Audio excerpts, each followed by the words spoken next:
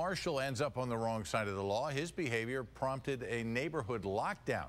It happened last night in Alpine. Fox 5's Juliet Vara is live now to explain what he did to worry neighbors and what you should ask if you think law enforcement officers are behaving strangely. Juliet?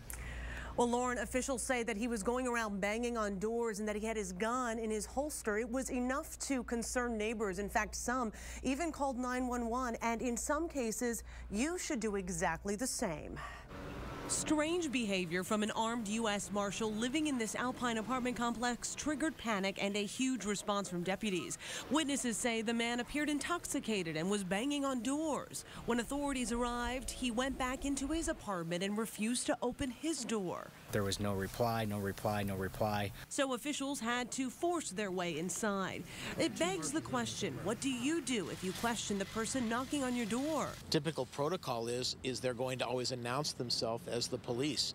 They're required to do that. Criminal justice professor Kevin LaChapelle worked as a police officer for many years. He says it's okay for citizens to ask questions. Sometimes citizens expect that the badge alone will identify someone, but actually they should all have a photo identification card. And the photo identification card is much more secure identification for law enforcement than simply the badge alone.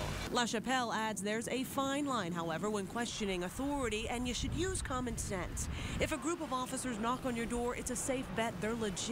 They're not identifying themselves by what agency they're with, then that's a concern. If you're getting pulled over and you're uncertain, perhaps because it's late and you're alone, or you're on a desolate roadway, you can pick up your phone and dial 911 and verify the situation with dispatchers. But if it's dark and you're not feeling comfortable and it's a person alone, a female alone at night, it is appropriate to slow down and continue slowly until you're in a well-lit area. However, refusing to pull over is illegal and a red flag for the officer.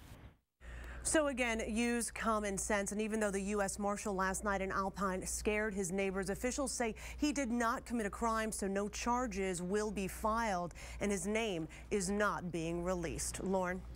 All right, Juliet, thank you.